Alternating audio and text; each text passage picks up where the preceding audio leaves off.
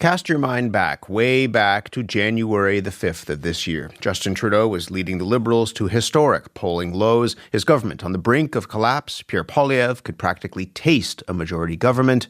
And then... Why would we pay $200 billion a year in subsidies to Canada when they're not a state? You do that for a state, but you don't do that for somebody else's country. So I think Canada is going to be a very serious contender to be our 51st state. That threat of annexation from President Donald Trump got Canadians thinking about politics differently. There has been a wave of patriotism in this country and a big shift in the polls as well. And so joining me to discuss the Trump effect in Canada are Susan Smith. She is a Liberal commentator, co-founder and principal at Blue Sky Strategy Group. Kate Harrison, who is a Conservative commentator with Summit Strategies. And Melanie Richer, who is an NDP commentator with Earnscliffe Strategies. Good morning, everyone. Morning, Matt. Morning. Susan, when you and I spoke in January, the diagnosis seemed to be rather grim for the Liberal Party. Has there been a deathbed revival for the Liberals? I think it's safe to say that, Matt. It definitely was grim. There's no question. The polls were definitely in the wrong direction for the Liberals. They were in the right direction for the Conservatives. And President Trump, I think, has single-handedly changed that narrative. He's changed the ballot question. And with Prime Minister Trudeau stepping aside and now a Liberal leadership and the emergence of Mark Carney at the front as the front runner, it's completely changed the way Canadians are thinking about the election that'll come. Trump's declared economic warfare on us. He's used those words. And so Canadians are thinking differently. They're taking their time. And I think the ballot question definitely will be who is best to lead the country and deal with Trump for the next 4 years. Kate, how has Donald Trump scrambled the political landscape in this country? And how has the math changed without Justin Trudeau leading the Liberals? Yeah, well, I think that is a lot of why we're seeing the fluidity in the polls, Matt, is the departure of Justin Trudeau, deeply unpopular leader. I think that there was a high watermark of support for the Conservatives with Trudeau around. Now that he's gone, I think things are right-sizing a bit. I think that certainly the context has changed, but I'm not sure that the message and the content for the Conservatives has, or that it necessarily needs to. I think that, they need to be very firm in the face of threats and talk about how they would deal with a Trump presidency. But at the end of the day, people still have bills to pay. And a lot of people's problems started before January 20th. And so I think the further removed we are from the immediacy of the antics from the White House, and the more people realize that they need an economic vision for Canada and more support with their day-to-day cost of living, I do think that that is going to be what forces people out to the polls and has them really think about who's best to lead them. I think that we're in a bit of Trump mania right now, and we might be over-indexing and overestimating the impact that will have on people's voter preferences. I'm going to come back to that message and whether the message has changed or not from the Conservatives in a moment. Melanie, what is your perspective on this? Do you think that Donald Trump has turned politics in this country upside down? Totally. And maybe I'll go to a few points that were already shared. I was looking at polling done yesterday by Angus Reid, and even the Prime Minister's favorables are up. I think because of what's happening with Trump. So I think there is a shift in the way that the issues that folks care about. We hear the Conservatives talk often about the carbon tax and how this is going to be a carbon tax election. And if you would have asked me in December, I would have told you, what, a lot of, regular folks in my life are talking to me about that. They haven't said a word of that since December, right? Everybody in my universe is worried about the impact of Trump on their cost of living. So I agree with Kate that the issue continues to be affordability, and folks are continued to be worried about what that means for how they're able to pay their bills and make ends meet. But I think it's shifted it a little bit. It is no longer affordability in the ways of things in this country are too expensive, but it has changed in the way of my life is about to get more affordable because of what's happening south of the border and because what President Trump is saying on a day-to-day basis. One of the things that people are paying close attention to is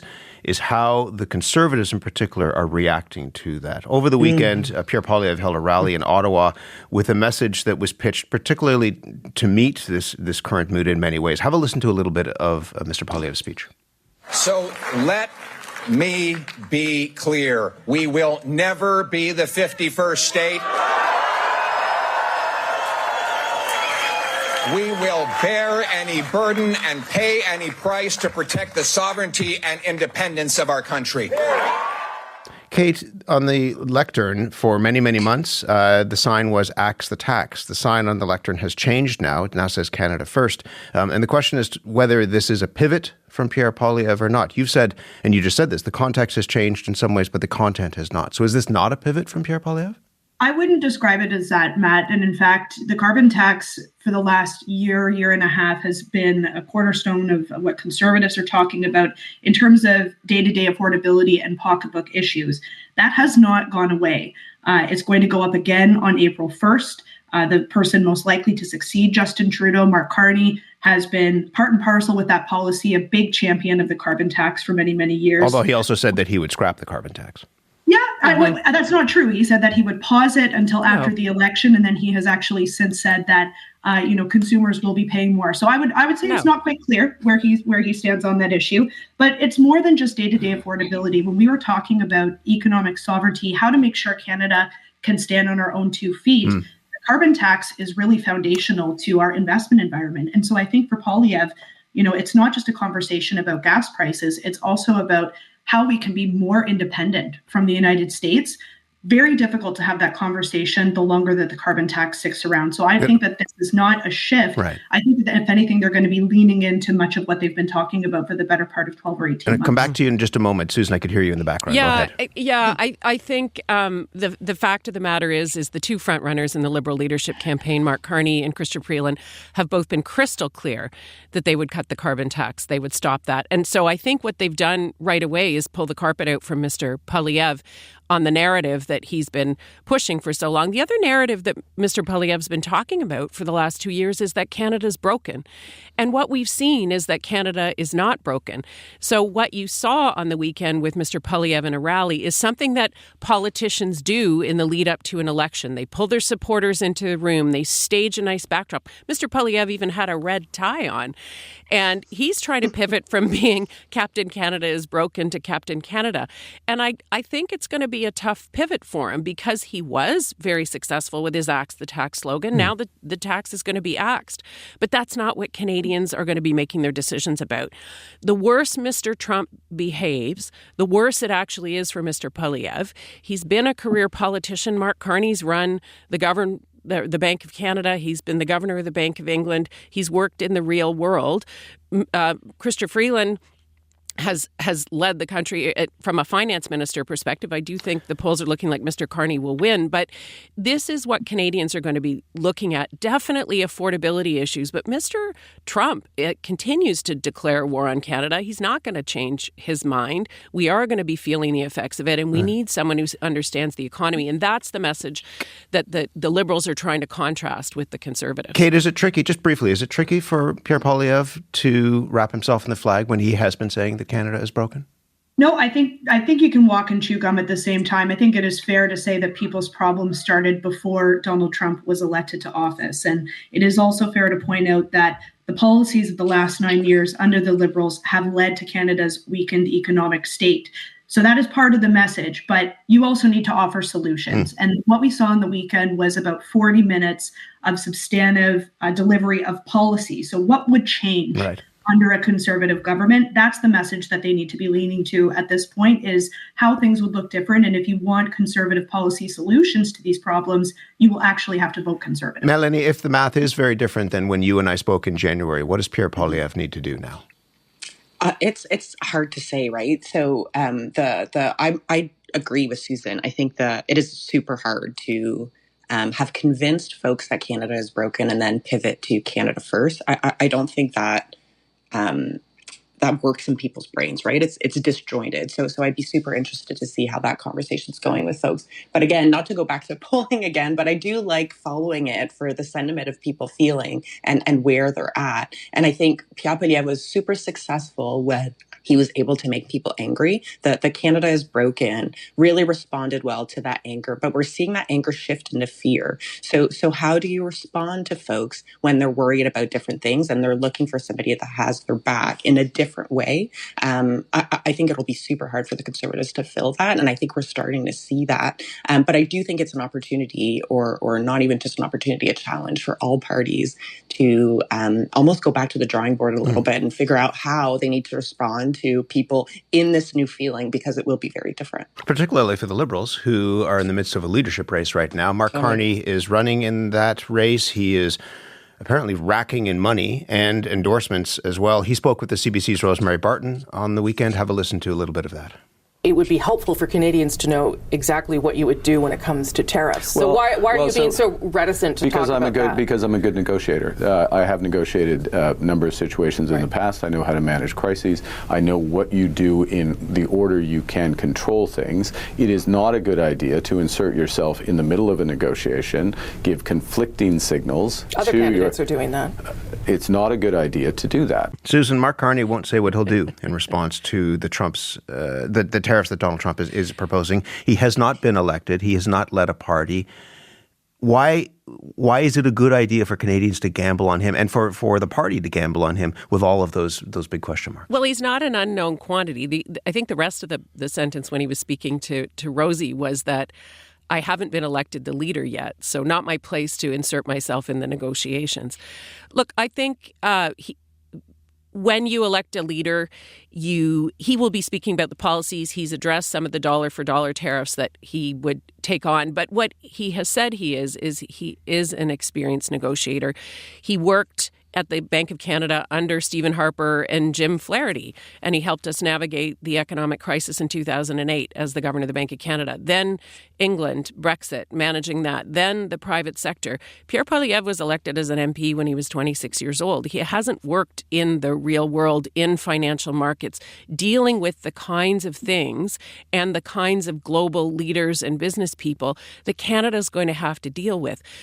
What we need in this turbulent time with Trump is a steady hand, a calm manager. And that's not very exciting. Have you warmed up on him? I mean, I think when we spoke in January, you were a bit coy as to whether he was the guy or not. I was trying to be neutral. Oh, okay. I was trying to be neutral. I respect Mark Carney. I respect Chrystia Freeland. I respect all of the candidates in the race. I have my trust and my faith in Mark Carney's experience. I do know him personally. I also know him to be a warm and friendly person. You know, a guy who's coached his kids in hockey, his daughters in hockey. So I think he's someone that's going to appeal to Canadians. He's definitely a technocrat. He's smart. He's very technical, but that's what we need right now. We don't need slogans, as he said. We don't need people with cool T-shirts. We need people with smart ideas and a smart approach. Kate, the Conservatives seem to see him as a threat, given the amount of attention they are lavishing on him. Do you think that's fair to say? Yeah, I think that they've been trying to brand Mark Carney because he is a relatively unknown entity to a majority of Canadians. And, you know, a good rule of thumb in communications and PR is generally to define your opponent before they have the ability to define themselves. And we are in a really highly controlled environment, Matt, in a leadership campaign where Mark Carney can have a lot of say in terms of who he speaks to in the media, how he positions himself. The same is true on the campaign trail. And at the end of the day, he is an untested politician. He has never sought elected office before. The scrutiny that comes with a national campaign is enormous. Right now, he hasn't had much scrutiny. And I think one of the reasons he's being coy about what he would do around tariffs is because he might not have a proposal that's all that different than the current government. And I think that that's going to be his big challenge. What does he propose in terms of change and a separation and contrast from Justin Trudeau, given he's been part of the furniture and the establishment there for the last decade? Melanie, you've talked about polls a couple of times. If you look at the sweep of polls overall, it would appear that the Liberals' success is coming in some ways at the expense of the NDP, which is getting squeezed. Can I ask you, have a listen to Jagmeet Singh. Jagmeet Singh was speaking yesterday. And I'm going to ask you a little bit about the fortunes of the NDP. Have a listen to this. It's no wonder that Stephen Harper, the former Conservative Prime Minister of Canada, wanted Mark Carney to be his finance minister, because clearly they see eye to eye, cutting services, cutting jobs, cutting public sector workers to give to their millionaire, billionaire CEO buddies. If Canadians, Melanie, are looking for strong leadership right now in the face of Donald Trump and threats coming from south of the border, where does that leave the NDP? It's tricky for sure. And like I talked about earlier about all parties having to shift and figure out where do they sit now. It's the same thing for Jagmeet, and it's the same thing for the NDP. There needs to be some reflection on how you can respond to this. And I think a place for the NDP to respond is in the what if. Okay, so Trump has done this thing, then what? Who is making sure that we are reinforcing our industries, that we're protecting jobs, and we're making sure that people, if they do lose their jobs or they're faced with an even higher cost of living, who's taking care of them. So I think that's an opportunity for Jagmeet and for the NDP to respond in. Are you surprised that Charlie Angus has been kind of the loudest voice on this? I mean, turning up on CNN, insulting Donald Trump, talking about 100% tariffs on Teslas, for example. That wasn't Jagmeet Singh who was saying it. It was Charlie Angus. Yeah, well, I mean, Jagmeet was on CNN before Charlie was, but to your point, Charlie's being loud, and I think Charlie's being loud because he can be loud, right? He is not going to be an MP in 2 weeks from now, so he's trying to figure out how to tackle this threat because, you know, whether he's an MP or not, he sees this as something that will seriously hurt Canadians. So he's doing the Charlie Angus thing, and he's taking shots where he can take shots. So I think we'll continue to see that from him, whether he's elected or not, but I do think what's interesting about, you know, the clip that you just played for Jagmeet is the framing of Mark Carney very much to the center of the Liberals, which is very different from where Justin Trudeau was. So I do think we're seeing a shift away from the NDP now, but I do think that'll balance itself because that opens the path to ideas that will invest in people and take care of people, which we know is what's needed right now. So I think that is an opportunity for the NDP to step into. Susan, we're running out of time. I want to know, I mean, we've talked a lot about Mark Carney. He's not actually the leader of the Liberal Party yet. Is there the possibility that the party could pick somebody else or that during the debates they could tear each other apart? Well, I hope they don't tear each other apart. And you're right, Matt, that is absolutely a possibility. And he has not been elected the leader yet. He is the front runner. He's raised the most money and continues to raise the most money. French debate is on Monday. English debate is Tuesday. I hope the Liberals behave themselves and don't produce cannon fodder for the Conservative attack ads. I hope that works. But I do think the poll lines and the trends and the momentum are really quite significant. He's drawing more than 1,000 people to events. He's packing rooms and packing halls. And I think the polls are going in the right direction. So we'll see what happens on March 9th. That's the day the Liberals vote. And then I think it's game on.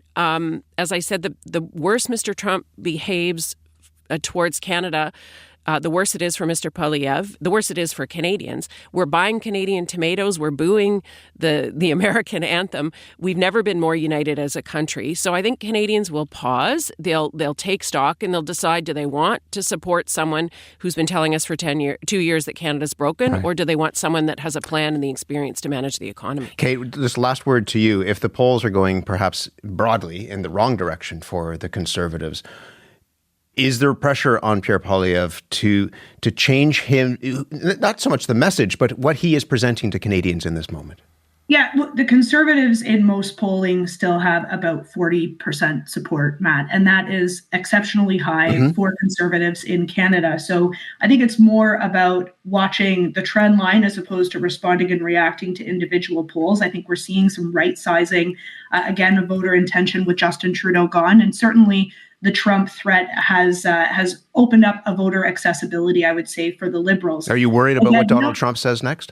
No, you don't get to 40% or higher in the polls with a message that's not resonating. And I think that the Conservatives at this point in time need to lean into a lot of what they've been talking about in terms of affordability, in terms of public safety.